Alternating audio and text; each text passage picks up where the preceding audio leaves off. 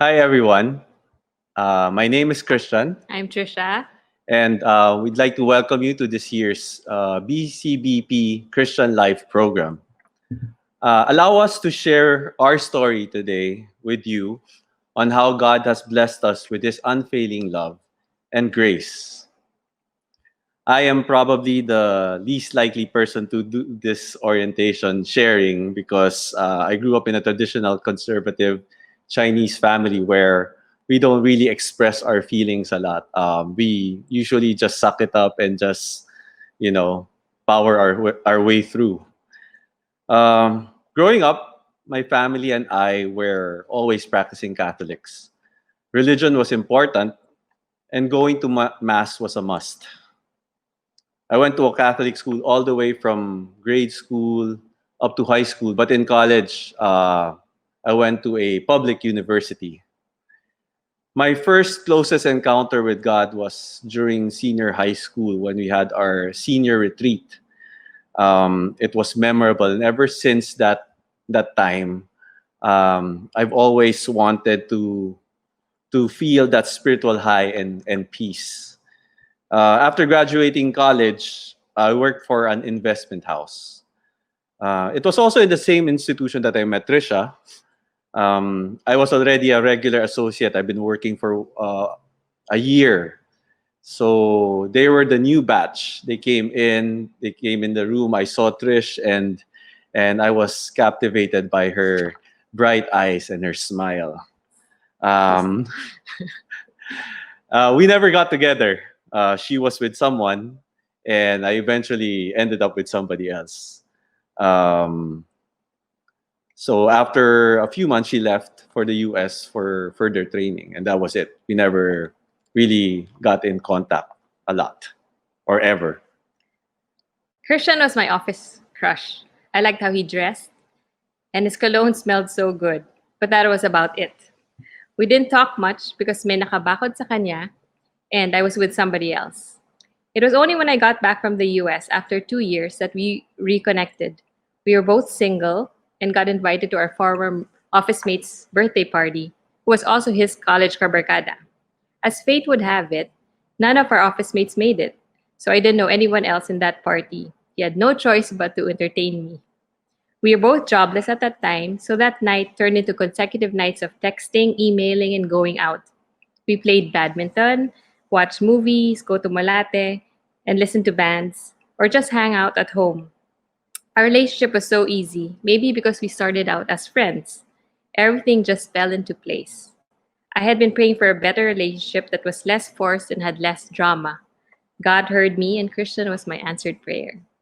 So after working for 3 years in finance, I decided it was time to move back and work for the family, our family business. Um, it wasn't a smooth transition as I had hoped would be. I was at a loss. I didn't know my position, my role in the company, so um, I was lost. So it was also then that I felt like I needed direction, and I wanted to go on a retreat to do that. Um, and so I was searching. My parents joined the BCBP when I was in grade 7, so I was exposed early on how to be in community. We also joined the Family Encounter Weekend when I was in high school. The family retreat helped heal and strengthen our relationship with each other. And my dad led us in prayer every night and taught us how to hold on to God when times got tough.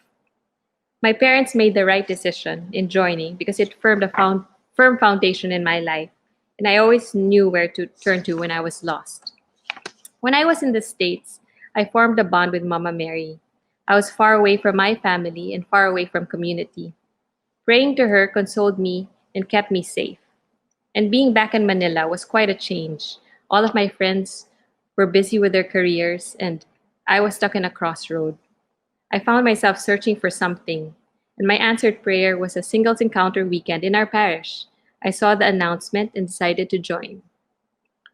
Unlike Trish, whose family was actively serving in community, my family was traditional, silent, and nominal. Uh, Joining the singles encounter with Trish at that time was an eye opener for me. It was my first charismatic community experience, and I totally loved it.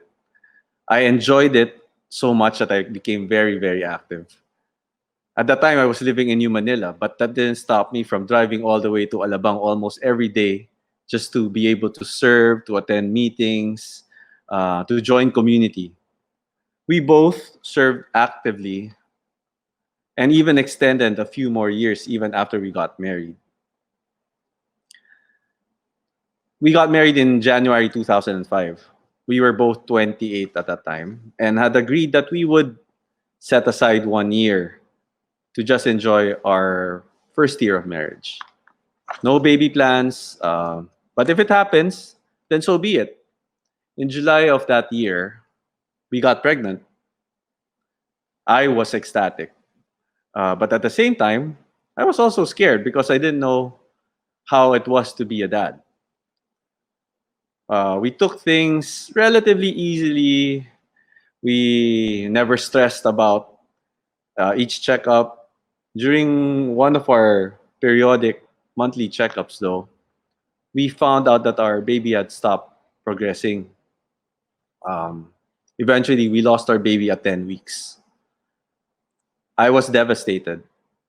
I didn't realize how much this had meant to me, for me. Trisha was scheduled for a DNC a few days after that. Um, while she was recovering, I decided to go to church and attend Mass in Mount Carmel. During Mass, I broke down in tears. I asked the questions, why God? Why us? Or why me? Why would you let this happen to us? After that, our plans of enjoying the first year of marriage changed after that miscarriage. Getting pregnant became top priority. There was no more romance, no more intimacy, and everything felt like a task and a chore. Naturally, our relationship started to change. This took a toll on me physically, mentally, and emotionally. Back then, I was sad. We lost our baby, but I wasn't devastated. I felt we were young and we could try again. After consulting with several specialists, on top of being polycystic, I found out I had an autoimmune problem, and Christian and I had a blood incompatibility. I was given several medications to get pregnant, so for 2 years, we did what the doctor told us. But eventually, it took a toll on me. On our third try of artificial insemination, I was starting to feel unhealthy and was having palpitations and panic attacks. Christian had to take me to the ER several times. I thought I was losing my mind by not being able to control what I was feeling. It was the worst feeling in the world. I wanted to see a psychiatrist, but apparently there was a long wait to see one. Masisiraan ka na ng ulo, pero kailangan mo pa maghintay. But thankfully, God led me to see a naturopath doctor. He told me I wasn't losing my mind, but that my body was weak and coupled with a lot of stress from trying to get pregnant. It created an imbalance in my brain. He said that once my body was healthy again, I would feel better. So he bombarded me with natural supplements to get me stronger. Gradually, I was able to control my panic attacks, but anxiety was still there. People wouldn't really notice, but it was something I was living with privately. I was so traumatized with everything that had happened so far, so I decided I wanted nothing to do with the treatments anymore. Christian just accepted my decision and we quit going to the doctor. I swore off all medication and sort of became an all natural freak. And this drove Christian crazy. But he could not understand what I was going through. Living with anxiety was so isolating and difficult that I had no one on to hold on to but the Lord. I sought comfort and strength in him because he knew everything that was happening within me and within our marriage, and all of it was too much for me to bear alone. He got me through my everyday. While Trish held on to the Lord, our situation affected me differently.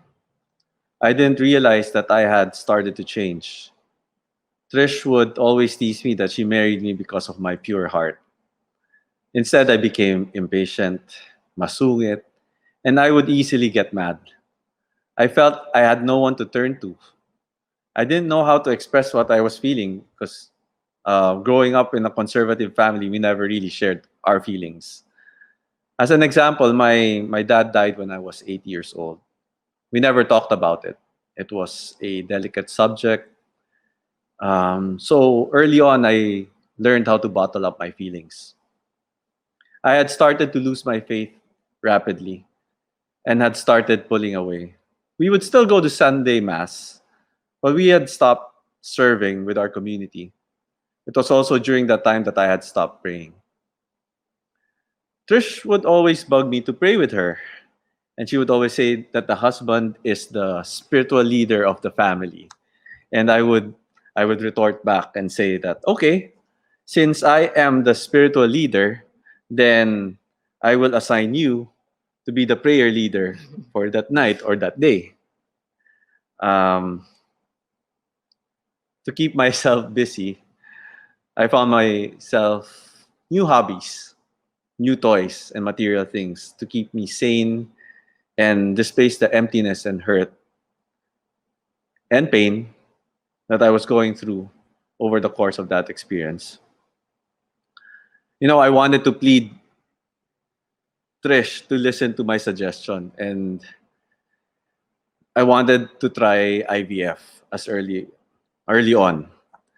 But this idea kept falling on deaf ears. She already had a fixed track in mind. So naturally I felt unheard, inadequate, unimportant, insignificant, and helpless. The feeling of not having any control over this situation was driving me crazy. Instead of relying on God and putting my trust on Him, I decided to rely on myself.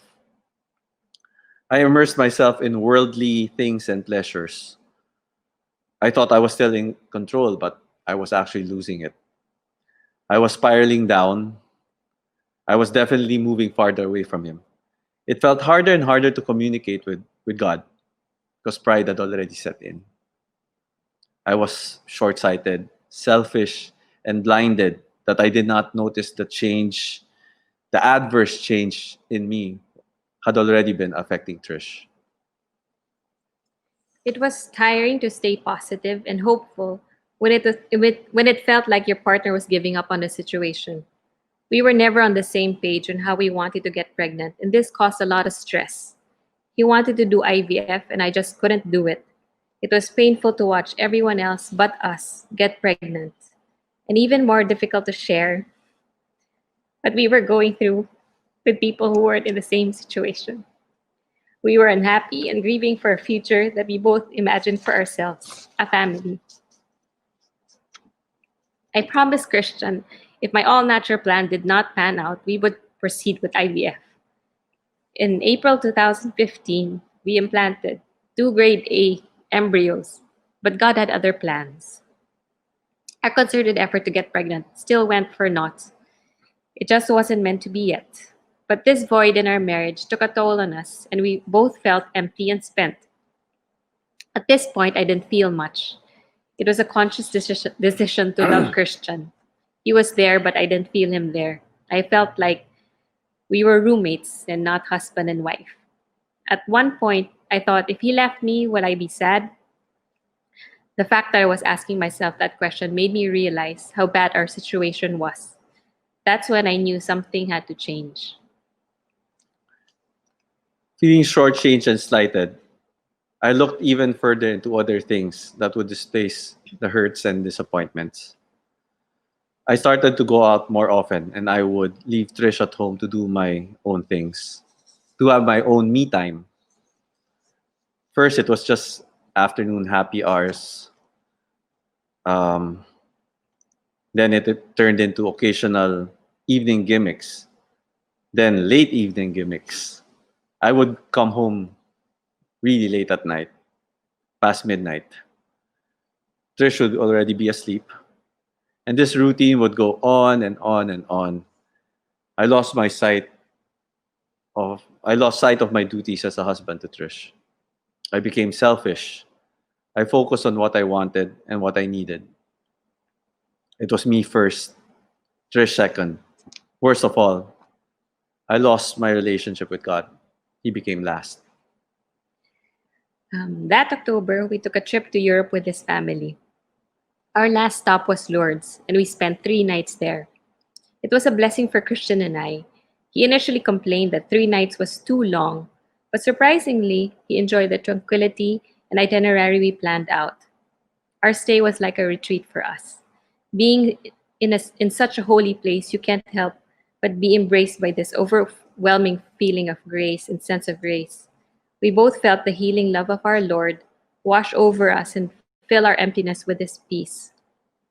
The priest that heard my confession told me that the man I married is still there. I just have to open my eyes and to see him. On our flight to and from Lourdes, there was a lady that Christian helped with her luggage. And tuwang-tuwa siya kay Christian. In my head, buti pa siya tuwang-tuwa sa kanya. Hindi lang niya alam. She told me how lucky I was to have him. What she was telling me reinforced me what the priest told me. So I made a decision to see Christian in a different light, to hold on to the good and see the man that I first fell in love with was still there. And that was an incredible turning point for us. There was something about Lourdes that I could not explain. A sense of peace, a sense of calm. So since I was already there, I just decided to make the most out of it. Little did I know that my healing would start there. One of the highlights of the trip was when I was able to hear confession. My confessor was a very compassionate and understanding priest who reassured me of God's love, mercy, and forgiveness. For the first time in a very long while, I was moved into tears. That Lourdes trip was Mama Mary's gift for me. It was there that my relationship was mediated. My relationship was healed. My relationship with God was healed. I was made to remember of God's unfailing love for me.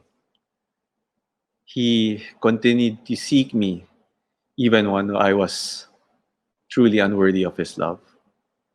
Even when I was unfaithful, he remained faithful. He kept seeking for this lost sheep. And he restored me. More importantly, he restored my relationship with Trish. In 2016, slowly, our relationship started to heal, and we were being invited again to the BCLP. This time, we said yes. I needed Christian to believe again and find his way back to him. The concepts of the talk weren't new to us, but it was a refresher of what we already knew and a rekindling of the fire in us. During the course of the BCLP, I slowly began to let go of my fears and worries. My 8-year battle with anxiety was healed, and I am so grateful. In John 4, verse 18, there is no fear in love, but perfect love casts out fear. My prayer in joining this community was for us, especially Christian, to fall in love with serving the Lord again. We joined the music ministry, and a year after, he was called to head it. And I was also asked to head the ladies' breakfast. We both enjoyed serving again. I thank God for answering my prayer and saw the old Christian back. He no longer had a cloud over his head, and our marriage became stronger. Although our marriage was given a new life, our fervent desire was still unanswered. The community and our friends continued to pray with us. I was hoping we get pregnant naturally. I told Christian doing IVF was our last option and promised him he will do it again if we didn't get pregnant by the end of 2017. 2017 ended and still no baby. To add to my distress, 2 of my friends and cousin got pregnant that year. These were my friends who were on the same boat as I was. One by one, God answered their prayer. I was the only one left in our little group who was longing to have a baby. In all our 14 years of marriage, I never felt mad at God. Disappointed, yes, but never angry. I was always focused on the brighter side of life and focused on my blessings. I understood that sometimes we don't get what we want, but this time I felt so betrayed. After serving him and always answering his call, why did he answer their prayers and not mine? Did he not love me? I felt our prayers were falling on deaf ears. I was so hurt and sad. I questioned what his will was for us. In February 2018, Dad texted Trish that he had a friend who knew of a teenager giving away a baby for adoption. Trisha and I were hesitant at first, but Dad was able to convince her to explore and see. In the past, we were both in agreement that we didn't want adoption, that it was not for us. This time, though, everything seemed to fall into place. My mom, who I thought would be averse to the idea, was so open and was so excited for us. After getting her blessing, we decided to see where this would lead us. Trisha consulted with Tita Ditas, and I contacted lawyer friends on how to go about it. To make the story short, we were ready to adopt the baby. But God has a funny sense of humor, and his ways are not our ways. We were both in the car on our way home when we received a text from Dad. Um, Dad's friend texted us that the adoption was off. The teenager changed her mind and ran away. Our hearts sank. How could God be so cruel and tease us this way? How could he dangle this baby in front of us and just to yank her away?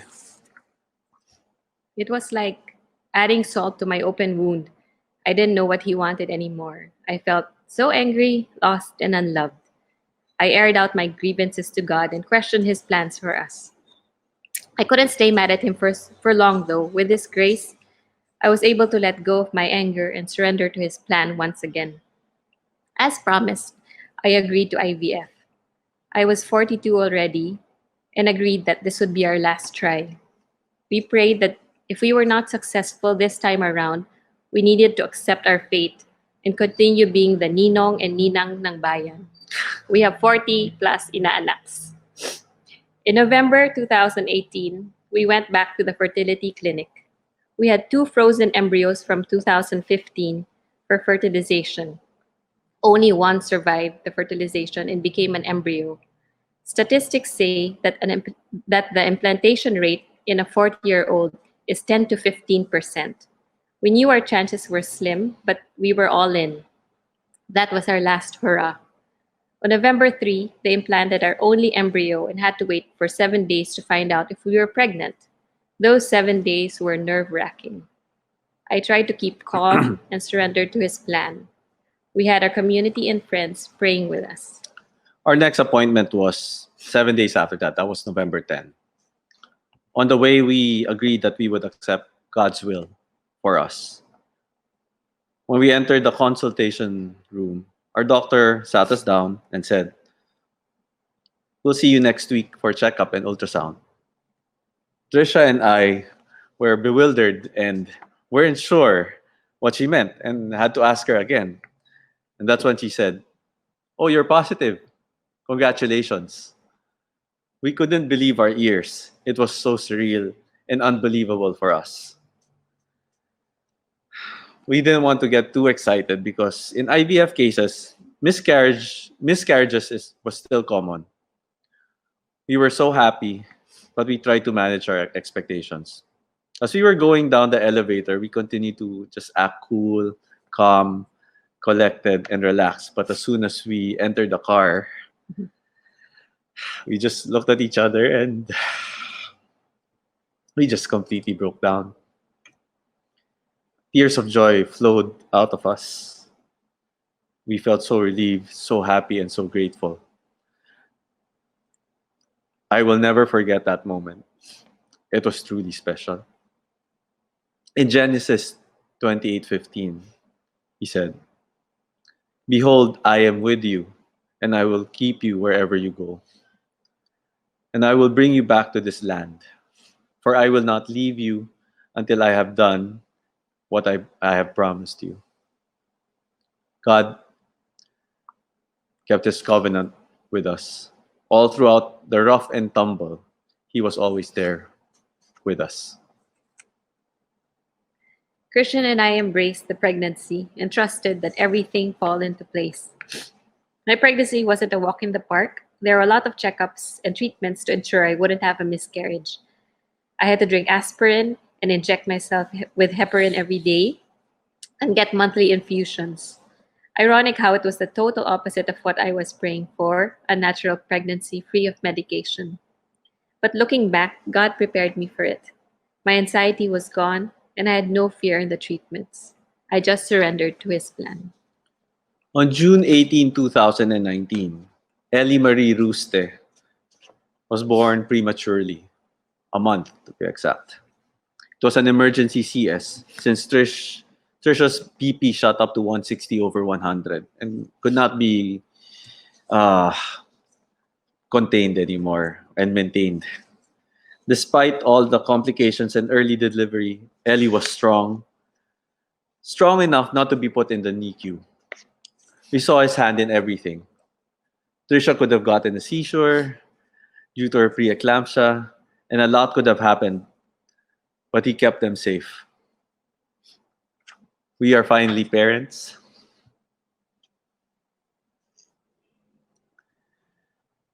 And have our own little family. Ellie just turned 1, and every day we are still in awe of her. We thank God every day for her. She is God's constant reminder of His faithfulness and love for us. Ellie, incidentally, means light. In our case, it meant God's light at the end of the tunnel. Our pregnancy journey was long and difficult, but what has kept us going is our faith and trust in the Lord. Through prayers, time and again, He has called us back to Him. From the time when we started dating through the singles encounter to this day in the BCBP, He never let us go. He was always there for us. Life will never be perfect, but one thing we can count on is His love and mercy. I will eternally be grateful to Him for saving our marriage and calling us at the right time. BCBP has helped us stay grounded.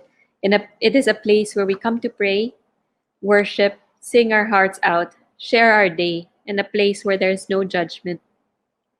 There will be days you will feel like not going, and that is okay. But remember, you will always be welcome. God will always have His arms open, wide, and ready to embrace us. I feel so blessed that whatever my parents have laid out for us has kept my faith going. There may have been trials, but the seed that has been implanted in me will continue to grow despite the seasons.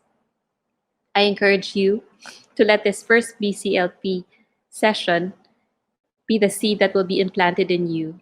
Nurture it and let it grow. Being in BCBP has strengthened my faith and has changed my perspective about dealing with challenges. Recently, I've been faced with work-related issues. Most of us have heard in the news or in the internet about African swine fever that has ravaged the pig industry. Our business was not spared from this swine pandemic. We literally lost our business and had to close down our farm. I should be filled with fear and anxiety about this because the timing could not have been worse, especially now that we have Ellie. But now I know that I have a God who will see me through, who will see us through. I know I have a God who will provide for all of our need. A God who will never cease to do wonders and miracles in our lives. He's shown and has proven this to this doubting Thomas. I also know that I have the BCBP to pray with me, to keep me grounded in faith, and so to support me in times of distress. I will not lie to you, the BCLP program is a commitment, but I encourage you to take it one Saturday at a time. It's going to be awkward at the start, but I encourage you to join the discussions because you will discover that the more you give, the more you will be open to his leading and the more meaningful your CLP will be. We all have our reason for joining the CLP. You may have been invited by a friend or relative. Some of you may have been coerced by your spouse. Whatever the reason may be, it is not an accident or a coincidence that you are here with us. Just like it's no accident that we are pushing through with this online BCLP for the first time because of this pandemic. This is all God's design. This is it's God's design to call you at this time to experience his healing grace. In Jeremiah 29:11, it says, "For I know what my plans for you are, plans to save you and not to harm you, plans to give you a future and to give you hope." I invite you, brothers and sisters, to slow down and take it one day at a time. Enjoy the journey and let God reveal to you his plan. Our prayer for you, brothers and sisters, is for God to allow you to free up the rest of your Saturday schedule so you can and you may complete this journey.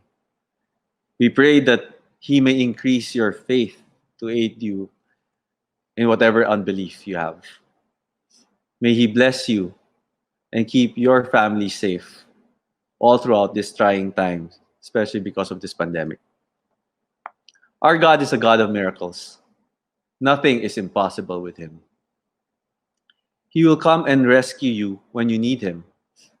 You just need to call on him. Take the first step towards him. I assure you, he will meet you more than halfway. God bless us all.